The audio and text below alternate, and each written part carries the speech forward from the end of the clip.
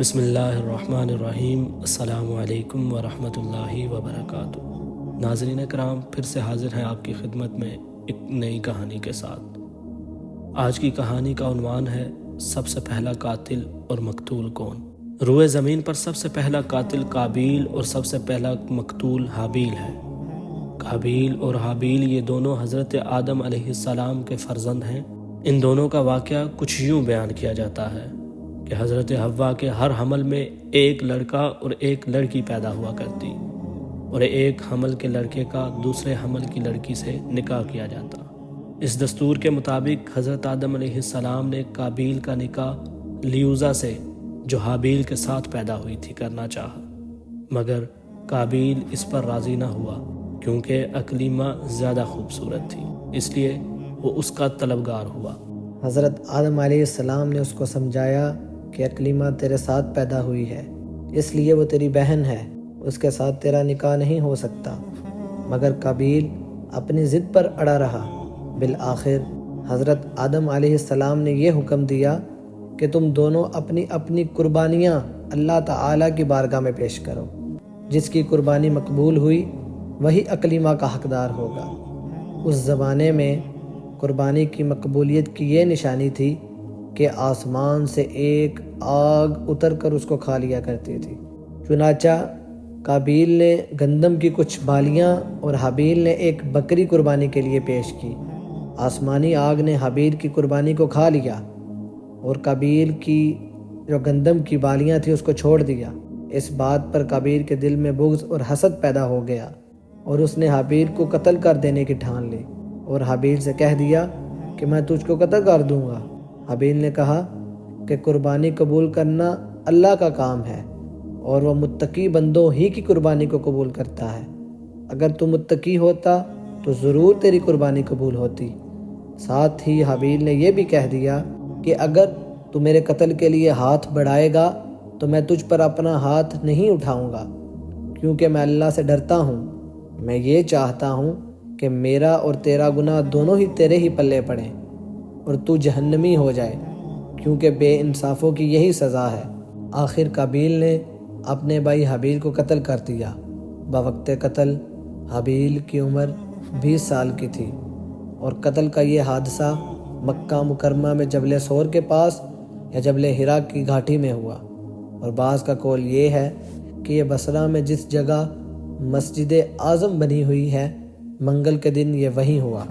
روایت ہے کہ جب حابیل قتل ہو گئے تو 7 دنوں تک زمین میں زلزلہ رہا اور چرند اور پرندوں میں اضطراب اور بے چینی پھیل گئی، اور قابیل جو بہت ہی گورا اور خوبصورت تھا، بھائی کا خون بہاتے ہی اس کا چہرہ بالکل کالا اور بدصورت ہو گیا، اور حضرت آدم علیہ السلام کو بے حد رنج اور قلق ہوا، یہاں تک کہ حابیل کے رنج و غم میں 100 برس تک کبھی آپ کو ہنسی نہیں آئی، اور سریانی زبان میں آپ نے حابیل کے لیے مرثیہ کہا، جس کا اردو ترجمہ کچھ یوں ہے: تمام شہروں اور ان کے باشندوں میں تغیر پیدا ہو گیا، اور زمین کا چہرہ غبار آلود اور کبھی ہو گیا، ہر رنگ اور مزہ والی چیز بدل گئی، اور گورے چہرے کی رونق کم ہو گئی۔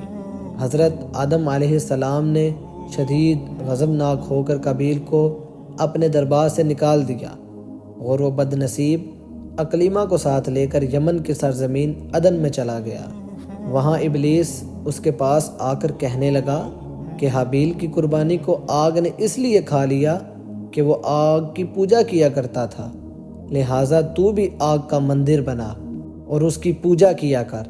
چنانچہ قابیل وہ پہلا شخص ہے جس نے آگ کی عبادت کی، اور یہ روئے زمین پر پہلا شخص ہے جس نے اللہ پاک کی نافرمانی کی، اور سب سے پہلے زمین پر خون ناحق بھی کیا، اور یہ پہلا وہ مجرم ہے جو جہنم میں سب سے پہلے ڈالا جائے گا۔ اور حدیث پاک میں ہے کہ روئے زمین پر قیامت تک جو بھی خون ناحق ہوگا، قابیل اس میں حصہ دار ہوگا، کیونکہ اسی نے سب سے پہلے قتل کا دستور نکالا۔ اور قابیل کا انجام یہ ہوا کہ اس کے ایک لڑکے نے جو کہ اندھا تھا اس کو ایک پتھر مار کر قتل کر دیا، اور یہ بدبخت نبی زادہ ہونے کے باوجود آگ کی پوجا کیا کرتا تھا، اور کفر اور شرک کی حالت میں اپنے لڑکے کے ہاتھوں ہی مارا گیا۔ حابیل کے قتل ہو جانے کے 5 برس بعد حضرت شیث علیہ السلام پیدا ہوئے، جبکہ حضرت آدم علیہ السلام کی عمر شریف 130 برس کی ہو چکی تھی۔ آپ نے اپنے اس ہونہار فرزند کا نام شیث رکھا۔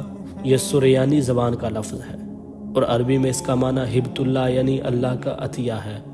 حضرت آدم علیہ السلام نے 50 صحیفے جو آپ پر نازل ہوئے تھے، ان سب کی حضرت شیث علیہ السلام کو تعلیم دی اور ان کو اپنا وسیع خلیفہ اور سجادہ نشین بنایا اور ان کی نسل میں خیر و برکت کی دعا فرمائی۔ ہمارے حضور خاتم النبیین صلی اللہ علیہ وسلم بھی حضرت شیث علیہ السلام کی اولاد میں سے ہیں۔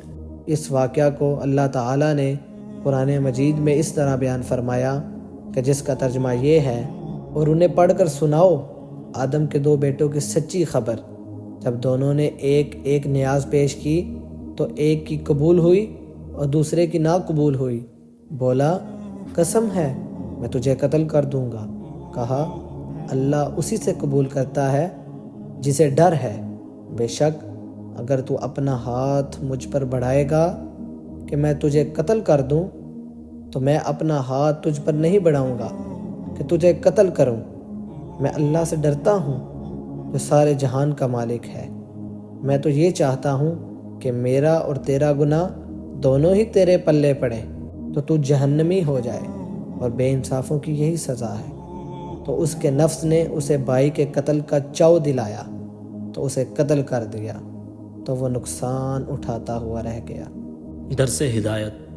اس واقعہ سے چند ہدایتوں کے سبق ملتے ہیں۔